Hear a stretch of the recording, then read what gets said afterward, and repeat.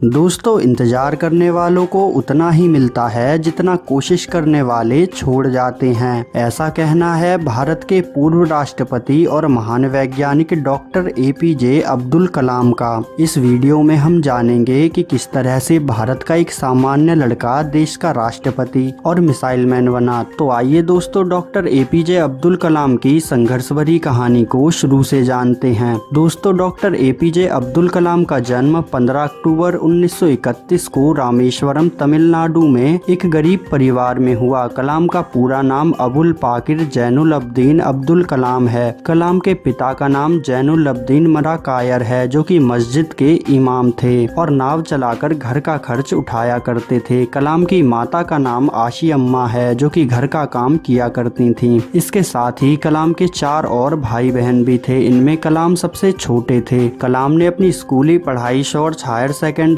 School Ramanathapuram से की। घर में गरीबी का माहौल देखने के कारण कलाम ने मात्र 10-12 साल की उम्र से ही अखबार बेचना शुरू कर दिया, जिससे कि वो अपनी पढ़ाई का खर्च उठा लेते थे। इसके साथ ही कलाम पढ़ाई में काफी तेज थे और मैथमेटिक्स में कलाम कुछ ज्यादा ही रुचि लिया करते थे। बचपन में कलाम के मन में ये सवाल उठता था कि पक्षी आकाश में कैसे उड़ लेते हैं, लेकिन किसको पता था कि आगे चलकर यही एक सामान्य सा लड़का देश को एक से बढ़कर एक मिसाइलें व हेलीकॉप्टर देगा। स्कूली पढ़ाई पूरी करने के बाद कलाम ने सेंट जोसेफ कॉलेज में एडमिशन ले लिया और वहीं से कलाम ने बीएससी की डिग्री प्राप्त की। लेकिन उन दिनों कलाम समझ नहीं पा रहे थे कि उन्हें अपने सपनों को पूरा करने के लिए अब क्या करना चाहिए। और फिर अपने मन की सुनते हुए कलाम ने इंस्टीट्यूट ऑफ टेक्नोलॉजी मद्रास में एडमिशन ले लिया। इस इंस्टीट्यूट से कलाम ने एरोनॉटिकल इंजीनियरिंग की डिग्री प्राप्त की। कलाम ने उन दिनों स्पेस और मिसाइलों से रिलेटेड बहुत सारे प्रोजेक्ट पर काम किया, जिसका भारत देश को बहुत अच्छा परिणाम मिल रहा था। इस कारण ही कलाम को भारत की स्पेस एजेंसी इसरो में काम करने का मौका मिला।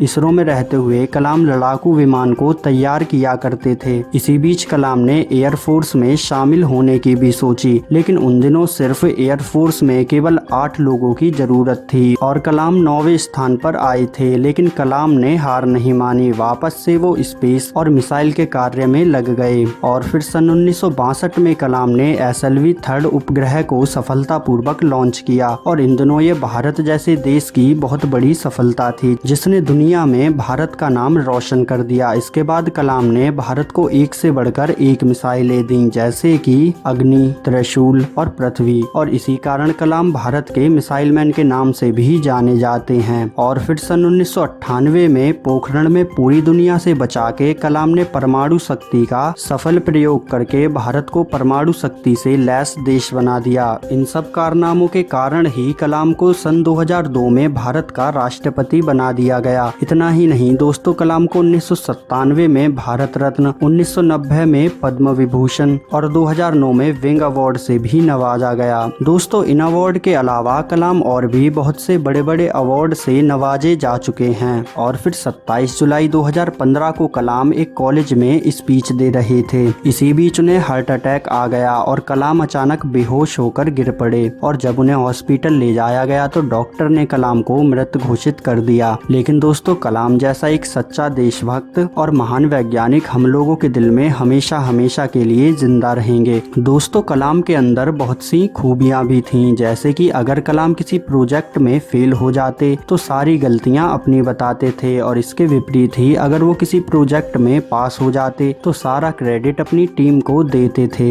दोस्तों, अगर आप डॉक्टर एपीजे अब्दुल कलाम से रिलेटेड कोई भी जानकारी हमसे शेयर करना चाहते हैं तो कमेंट बॉक्स में कमेंट करके जरूर बताएं। दोस्तों, अगर ये वीडियो आपको पसंद आए तो वीडियो को लाइक और शेयर जरूर